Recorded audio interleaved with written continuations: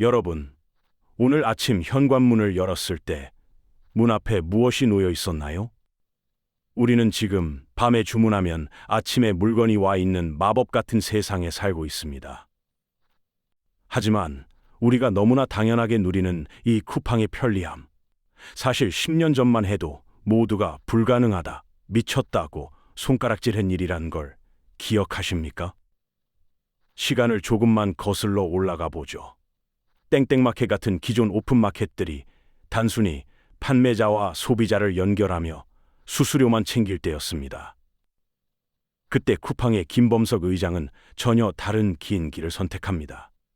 당시 전문가들은 비웃었습니다. 물류센터를 직접 짓고 배송기사를 직접 고용하는 모델은 망할 수밖에 없다라며 곧 망할 거라고 악담을 퍼부었죠. 실제로 쿠팡은 매년 수천억 수조 원의 적자를 냈습니다. 2022년 누적 적자만 무려 6조 2천억 원. 보통 기업이라면 진작에 문을 닫았을 숫자입니다. 이때 등장한 구원 투수가 소프트뱅크 손정희 회장이었습니다. 그는 김범석의 과감한 비전에서 한국의 아마존을 보고 비전 펀드를 통해 두 차례에 걸쳐 약 3조 4천억 원을 투자했습니다. 이 돈 어디에 쓰였을까요? 땅 투기나 문어발 확장은 아니었습니다. 김범석 의장은 이 자금을 전국에 투입해 30개 지역에 축구장 500개 규모의 물류센터 100여 곳을 세웠습니다. 버려진 땅에 물류센터가 들어서자 지역 경제가 살아났고 일자리도 폭발적으로 늘었습니다. 쿠팡과 물류자회사의 직접 고용만 약 7만 명으로 삼성전자, 현대차와 나란히 국내 고용 탑3 수준입니다. 코로나로 모두가 채용을 줄일 때도 쿠팡은 수만 명을 뽑아 고용 한파를 막는 방파제가 됐습니다. 지방 일자리와 지역 경제 활성화에 기여한 것은 쿠팡이 가진 분명한 공입니다. 우리가 누리는 로켓 배송은 아무도 관심 없던 시절 6조 원을 쏟아붓고 수만 명을 고용해 시스템을 처음부터 구축한 이들의 피땀 자본이 만들어낸 결과물이라는 사실은 부정할 수 없습니다. 그러나 빛이 밝으면 그림자도 짙은 법일까요? 쿠팡의 덩치가 커지면서 정부와의 마찰음도 커지고 있습니다. 가장 먼저 거론되는 건 국적 문제입니다. 쿠팡은 미국 본사의 나스닥 상장, 김범석 의장도 미국 국적이어서 일부는 이를 한국의 대기업 규제를 피하기 위한 구조라고 비판합니다. 반면 기업 측은 글로벌 투자 유치를 위한 불가피한 선택이며 한국 법에 따라 세금 고용을 책임지는데 검은머리 외국인 프레임은 역차별이라고 반박합니다. 쿠팡의 성장 전략은 아마존식 계획된 적자였습니다. 이익을 포기하고 물류 인프라에 올인한 것이죠. 그러나 당시 한국에서는 수조 원 적자 기업에 또 수조 원을 투자해 줄 곳이 거의 없었고 코스피 역시 수익성을 중시해 상장도 사실상 불가능했습니다. 반면 미국은 당장 적자보다 시장 점유율과 성장성을 더 높게 평가합니다. 쿠팡이 상장 당시 기업 가치 100조 원에 근접한 평가를 받고 대규모 자금을 끌어올 수 있었던 곳도 결국 나스닥뿐이었습니다. 전국 단위 물류망 구축에는 국가 기관업급의 막대한 자금이 필요했습니다. 이를 끌어오기 위해서는 글로벌 투자 유치가 가능한 미국 상장이 사실상 필수였죠. 만약 국내 상장만 고집했다면 자금 부족으로 로켓 배송은 서울 일부에서만 시행되다 멈췄을지도 모릅니다. 결국 미국에서 끌어온 돈은 한국에 투입됐습니다. 물류센터를 짓고 사람을 고용하고 국내 중소기업 제품을 사는 데 쓰였죠. 미국 기업이 한국 돈을 빼간다는 시각도 있으나 실제로는 미국 자본을 들여와 한국 인프라에 쏟아부은 셈에 가깝습니다. 객관적으로 규제 회피 의도를 완전히 배제하긴 어렵습니다. 그러나 당시 미국 시장에 나서지 않았다면 수조 원 적자를 견딜 자금을 마련하지 못해 지금의 쿠팡은 존재하기 어려웠다는 점도 분명합니다. 그런데 그 혁신이 너무 성공한 탓일까요? 이제 쿠팡은 단순한 쇼핑 앱이 아니라 수도 전기처럼 생활을 지탱하는 하나의 인프라가 되어버렸습니다. 만약 내일 아침 수도 요금이 예고도 없이 50%가 오른다면 어떨까요? 다른 수도관을 찾아 떠날 수 있을까요? 불가능하죠. 정부와 시장이 두려워하는 지점도 여기입니다. 경쟁자가 사라지고 쿠팡만 남게 되면 이제 투자비 좀 회수해볼까 하고 가격을 올릴 때 소비자는 대응할 방법이 없다는 점입니다. 여기서 등장한 것이 공정거래위원회입니다. 공정위는 쿠팡이 자사 PB 상품을 검색 상단에 올려 공정 경쟁을 해쳤다며 1,600억 원 과징금을 부과했습니다. 하지만 이 문제도 양측의 시각이 팽팽합니다. 공정위는 심판이 선수로 뛰면서 자기 상품만 밀어주는 건 반칙이라고 봅니다.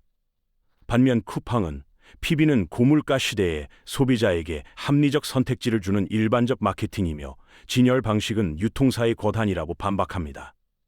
이는 전 세계적으로 논의되는 플랫폼의 이중지위 문제를 보여주는 전형적인 사례입니다. 정부 규제는 늘 뒷북이라는 비판을 받습니다.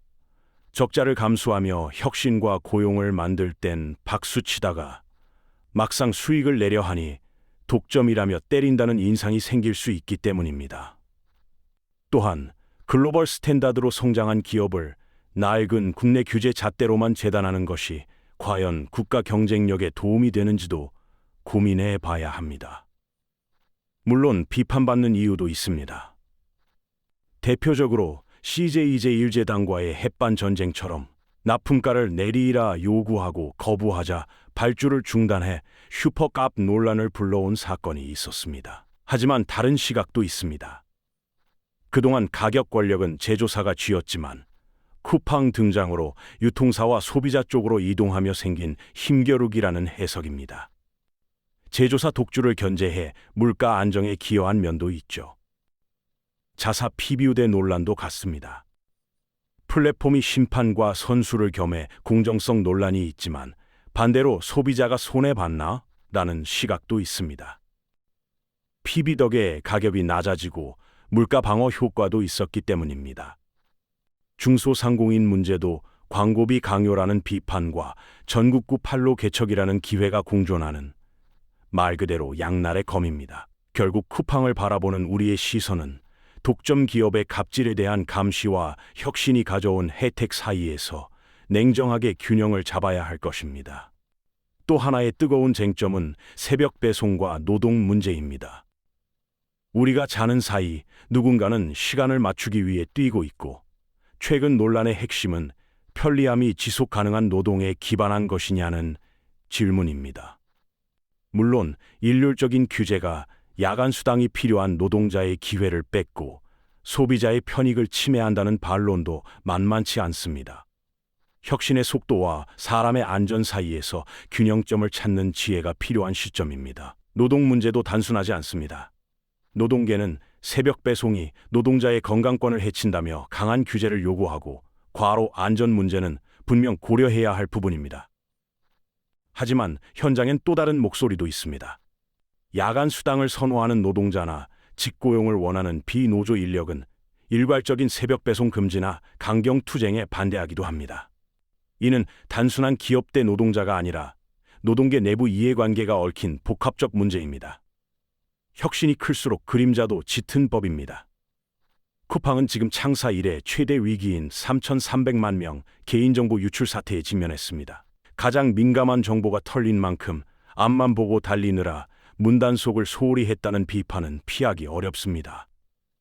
이번 사태로 쿠팡이 내야 할 과징금은 최대 1조 4천억 원에 이를 수 있습니다. 관련법상 매출의 3%까지 부과 가능하기 때문인데 시장에선 형평성 논란과 엄벌주의가 맞서고 있습니다. 비교 사례가 있습니다. 최근 SK텔레콤 개인정보 유출 과징금은 1,348억 원으로 역대 최대지만 쿠팡 예상 1조 4천억 원과는 10배 차이가 납니다. 과징금이 과하다는 쪽은 산업 구조 차이를 근거로 듭니다.